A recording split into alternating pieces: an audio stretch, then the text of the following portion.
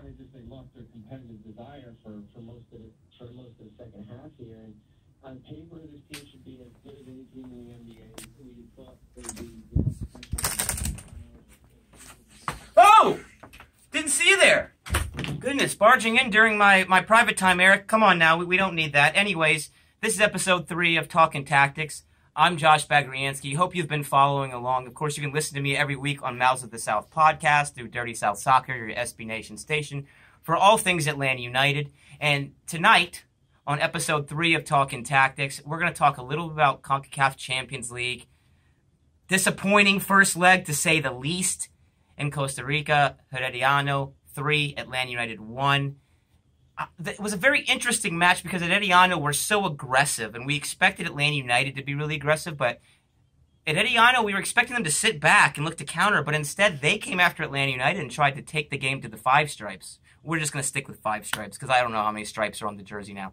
But that's what was interesting to me, and that's what we're going to talk about today, is a little wrinkle that Hernan Medford added to the formation in the first leg that really impacted the match and allowed Herediano to be very dangerous in attack.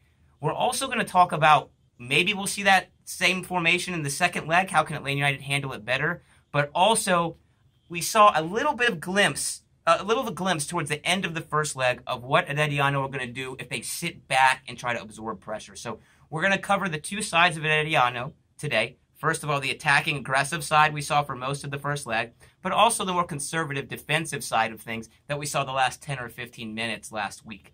We could see either of those in leg 2. We're going to go over both of them today on Talkin' Tactics. Let's go ahead and go to the board. Can I start talking? Okay, I'm going to start talking now. That's my cue. Okay, so we're here at the board. Thanks for joining me at the board. We had the board last week. We got some things right about Herediano. We got some things wrong. One thing we got wrong that we were expecting them to do is this is what their formation ended up looking like for a lot of the match. What we were expecting was to see these 2 wing players a little bit deeper and more compact, and there'd be 2 lines of 4 in front of the 18-yard box and try to counter to these 2 strikers up top. We talked about it all week. Herediano play a 4-4-2. We're expecting 8 players to be behind the ball and 2 up front. That is not what Hernan Medford did. Surprised me, certainly surprised Frank de Boer and Atlanta United. What they actually did was this.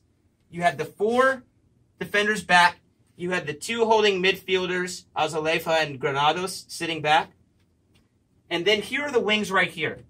Like I said, we were expecting them to be deeper and more compact. Instead, they opted to stay in these high positions unless they had to come back and defend.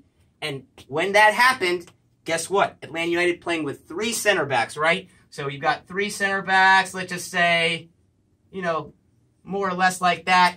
You've got Miles Robinson here, Pires left center back, Parkhurst right center back. It's not perfectly symmetrical, but you get the point. Guess what? If your 2 wing backs get caught up the pitch, Bello and Gressel in that 3-4-3, you've got a 4v3 advantage here to start the counterattack. Or potentially a 3v3 advantage, or a 3v3 advantage if it's even, if just one of those wing backs gets caught up. Now, at times, we would see this as well. If the ball was in the corner here, say Atlanta United has the ball right here, this winger would come back and defend, and this winger would stay high. And what Herediano would do when they win the ball, they'd get it, and they'd switch the play, however, to that wing player right here, and then it's a 3v3 break. We're going to look at a couple examples of just that happening. So, that's what Herediano did. Both wingers, instead of coming back and defending, they stayed higher up the pitch, and which resulted in a numerical disadvantage for Atlanta's back 3, especially if those wing backs, whether it be one of them or both of them, got caught high up the pitch. Now, finally, I want to talk a little bit about what we might see from Herediano, and it's basically what we just went over when they come to Atlanta if they set up pretty good at racing based on what you've seen in the past, I gotta say. If they set up more defensively, and I think it's fair to expect that they will, whether it be from the opening whistle or whether they drop back deep a little bit later in the match as they did in the first leg. If they do that, we're going to see 2 wrinkles, okay? One of the things that we talked about, the 4-4-2, with your wingers coming back and playing compact. Okay? So that's a much more defensive setup. The other thing that we started to see towards the end of the match was one of these strikers just generally playing much deeper. That was Ortiz to finish the match, although he was the more creative of the two strikers when Herediano were attacking over the first 60, 70 minutes. He became a more structured striker on the last defender, and then you had a player here coming into the midfield to create a line of 5. So, those are the two sides of Herediano before we look at the tape. You have the attacking side. The two strikers stay high. One or two of the wingers stay high up the pitch to create a numerical advantage with Atlanta United's back 3 or back 5, depending on if the wingbacks are back or not. Or we might see the more conservative defensive side of them, which includes one of two things. First, those wingers we just talked about playing high up the pitch, they come back and play a little more defense. And secondly, one of those two strikers drops in and becomes a 5th midfielder at times. So let's go ahead and take a look at the tape and show some examples of Herediano playing these two systems with a lot of success in the first leg.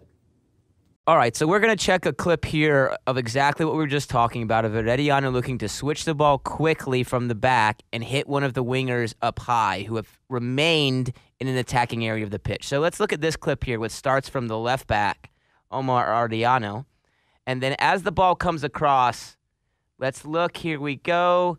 Freeze it right there. So as we can see, right there under, basically under the scoreboard, you can see the right winger, Diaz, has remained high up the pitch in that little pocket of space. It's going to create problems for Atlanta United. So let's play the clip through.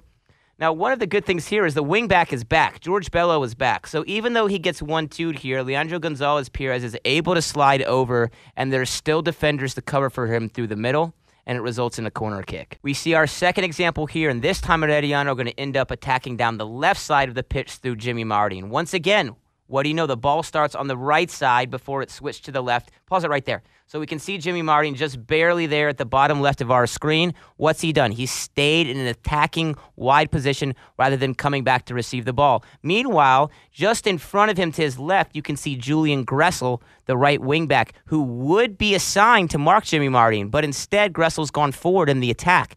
And as soon as Atlanta United are turned over, Jimmy Martin is into that space where Julian Gressel would be defensively. And you can see wide open in that pocket of space. Freeze it right there. Okay, so now we see, in this case, thank goodness, Jeff Laurentowicz, one of the center mids, is able to recover, and it's still a dangerous situation in the middle, but it's 4v3, so at least Atlanta United have one extra defender to deal with those players back there. And as you see at the bottom right of your screen, Julian Gressel, basically irrelevant on this play caught out, but still a dangerous position, as we're going to see for Herediano in the counterattack. And similar to the first play we saw, it results in a corner kick. And as we all know, Herediano, very, very dangerous from set pieces all night. Now, here we see the build-up to the second goal of the match for Herediano. And once again, it comes from a similar type of tactic, switching the ball quickly and finding your wingers high and wide. But this time, and let's freeze it right here, this time Atlanta United's entire team, except for those back 3 center backs, are caught out of position. Just look at what we see right here. 7 Atlanta United attackers. They're caught up in the press. And guess what? Herediano have left both their strikers plus a winger up high. Let's freeze it right there. So, what do you know? Both wingbacks caught high and wide up the pitch. Both center mids caught high up the pitch. And what do we have? A 3v3 situation from midfield. And this is going to create problems for a couple of reasons. Obviously, the 3v3 is no good. But look at Ortiz right here. Freeze it right there. So a lot of people are talking about why was Ortiz not pressured before this pass came in. Well, it's very simple. Look at the other 2 center backs. Leandro Gonzalez-Pirez has to deal with his man there on the left, and Michael Parkhurst has to deal with the other striker, Magana, here at the bottom of your screen. So that leaves just Miles Robinson to put pressure on Ortiz. He's able to hold the ball up, and now we see this trailing run out of midfield. And let's pause it one more time right here because this is unbelievable. You've got a 4v1 running at Brad Guzan to finish the playoff. So before we get into these last two clips, I want to thank Fubo TV for taking their replays off of the internet after 3 or 4 days. That's why you end up with these bizarre clips where, as you can see, I'm literally just filming my own TV screen from DVR. But nevertheless, these are good clips to look at. And what we're going to look at here is the more conservative side of Herediano. It's going to be the same type of shape, a 4-4-2, but we're going to watch for those wingers coming back a little bit deeper than we expected. The first man we're going to focus on, that's him. Right now, we're going to focus on him. That's your right winger, chasing after Leandro Gonzalez-Perez. Watch him right now. Freeze it. He is coming back into position. We just watched a couple clips where those wingers were staying high and wide. Now, as we can see, there's only 10 minutes or so left in this match. It's a little more defensive from Herediano. And as you can see on the other wing right here, pause it there. At the top of your screen, you can see the left winger also coming back into a much deeper, more defensive position. Again, this is the same type of shape in the 4-4-2 that Herediano played throughout the match. It's just less aggressive, less pressing, wingers much deeper, and just a generally more disciplined formation. At the end of the first leg, we saw Herediano get even more conservative with their defending. And if they come to Atlanta United to park the bus in the second leg, this is the type of shape that you can expect. So the key here to look at is the midfield and how much deeper they're going to be playing, and also the fact that your striker, one of your strikers, is coming back into midfield and defending as well. And right now, it's just very clear. You've got your back line, you've got a deep playing midfield, and let's go ahead and pause it right here. Okay, so here's a big part of this. Right there at the on the far right of your screen is Herediano's striker. Look how much deeper he's playing than we saw in those clips from the first half.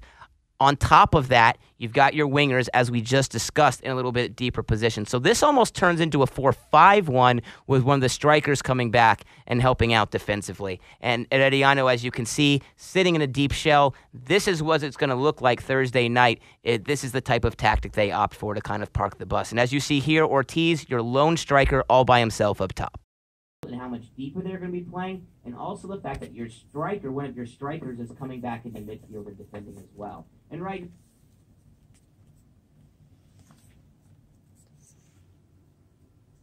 Oh, goodness.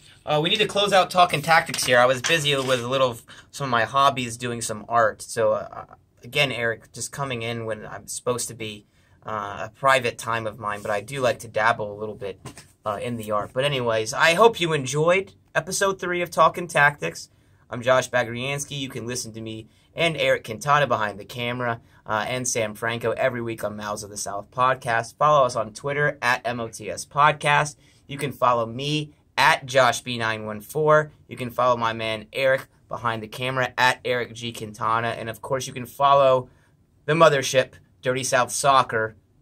This is all thanks to them at Dirty South Sock. Finally, please donate to our Patreon. Any donation, big or small, goes back into the podcast. That's patreon.com/MOTS podcast. I hope you enjoyed the show today. Just to recap, we talked a little bit about what we can expect from Herediano in the second leg of this CONCACAF Champions League tie. Hernan Medford has played a 4-4-2 over every single match in the Costa Rican League this season, so I don't expect him to change. But keep an eye on how aggressive he sets up in that 4-4-2. You're either going to, one, see both strikers and one or both wingers stay high, as we saw for the majority of the first leg, a very aggressive setup, or you're going to see a couple of more defensive wrinkles if Herediano look to sit back and defend. First of all, again, you're looking for those wingers. If they come a little deeper and it's a flat midfield line of 4 in the defensive third of Herediano, then we'll know that Hernan Medford's team is set up to defend a little bit more. And finally, the last wrinkle we might see if they truly look to park the bus is one of those strikers coming back into the midfield and the shape turning into a 4-5-1. So again, regardless, Atlanta United, you're going to have to play better to get through no matter how Herediano are set up. But today we looked at a few of the tactics that we can expect them to employ in leg 2. We'll be back next week. Please join us. Episode 4. We'll probably recap the second leg coming up Thursday night. Of course, MLS starts up with at DC United on Sunday evening, so we'll have some really good stuff for you next week. Until then, mwah, I love you all. Good night. Oh.